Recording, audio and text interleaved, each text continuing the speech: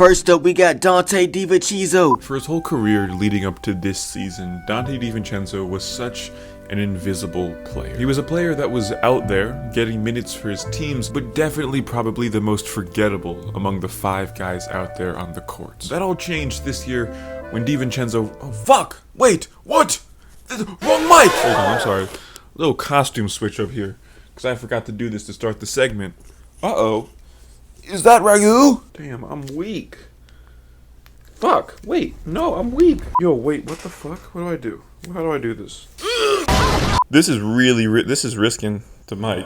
Anyway, point is, this was the year where Donte finally found... Oh shit, it's spilling. Donte found his footing this year. That's the point I'm trying to say. The dude shot from behind the arc better than he ever has before. He had a 40-point night, multiple 30-point nights, and seldom ever had off nights where he was a complete liability the way many other spark plug scorers historically have been. This year, his 40.1% three-point shooting mark ranked 3rd in the league among volume shooters in a season where he also ranked 3rd in total threes made. A whopping 70% of the shots he made this year came from behind the arc. I am so fucking scared for this Mike's poor little life. Now that 70% is a higher rate of 3-pointers attempted than anyone else on this list, because usually 3-point specialists of this nature are relegated to smaller roles. Volume shooters like Davis Bertans or Doug McDermott simply can't stay on the court long enough to crack a list like this. But we'll get into Mr. Ragu's versatility in a moment. For now, let's focus on the shooting. He's such a good shooter. Great shooting on tremendous volume.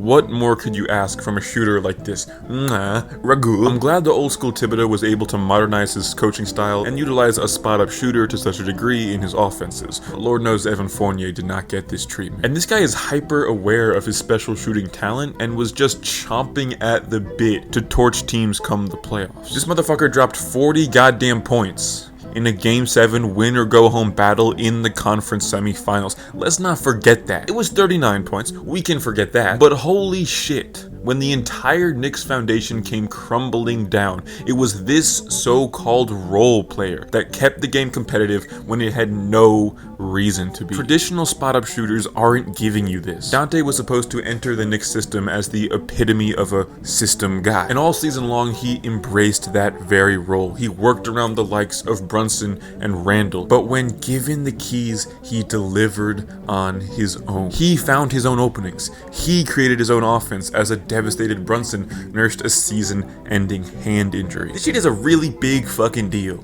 okay? Even before that, it was Donte that hit the Knicks' shot of the season in Game 2 of their nail-bitingly close first-round series against the Sixers. It was Donte that, with that shot, secured himself the 6th ever Michael Breen double bang in commentary history. It was Donte that gave us 23 points on the night that sent Philly packing. It was Donte that then gave us 3 consecutive 20-plus point nights in the first 3 games of the conference semifinals. And it was Donte that ended off that streak with a wildly impressive 35-point explosion, only to be bested by a damn near 40 bomb to close out that series a couple games later. The line between fandom and dick riding is a thin one, and motherfucker, I am tiptoeing across that bitch ever so slightly with the more words I speak. Is this mic? This mic's gonna fucking die. Uh-oh. Does someone smell pasta? Sandy. Cheers. No ragu for you?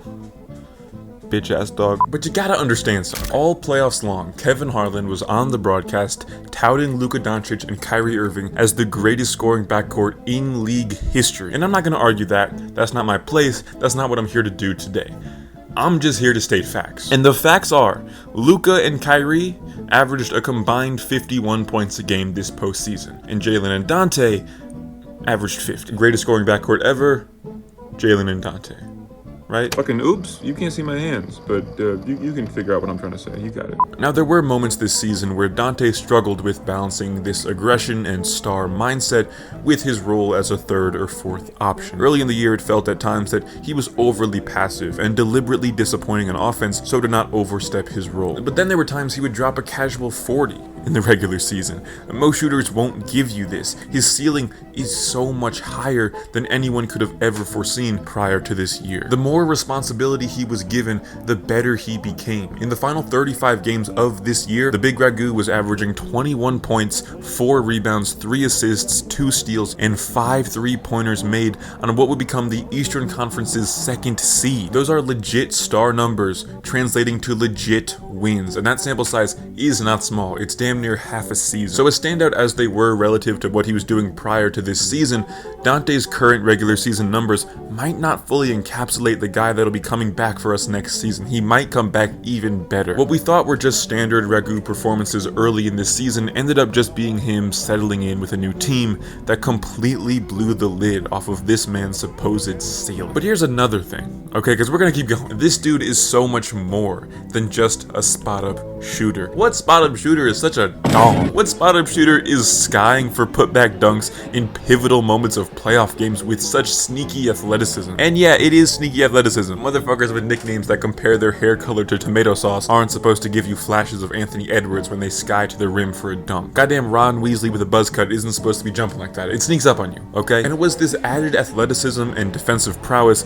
that made Donte so valuable come the postseason, where many one-dimensional spot-up guys he might have been compared to in the past have proved themselves useless. Playoff Joe Harris was not shit with Brooklyn. Buddy Hield waited all of 8 years to see playoff minutes just to spend 3/4 of Philly's postseason run glued to the bench. Shooters like this are easily targeted and abused by offenses that then, on the other end of the court, end up denying them any good looks on offense with just as much ease, given how specialized their talents are. But Donte had a multitude of underwhelming shooting nights and still proved effective and capable of playing 40+ minutes. The guy went 0 for 6 from 3 in New York's Game 5 blowout against Indiana, but still recorded a nice all-around stat line of 8 points, 7 boards, 4 assists, and 3 steals, while still remaining a top-tier energy guy. DiVincenzo was instrumental in securing that victory. It was one of the loudest single-digit scoring nights I've ever seen from any player ever, and that's looking back at one of his worst nights this postseason. On the defensive end, this man ranked 6th in deflections per game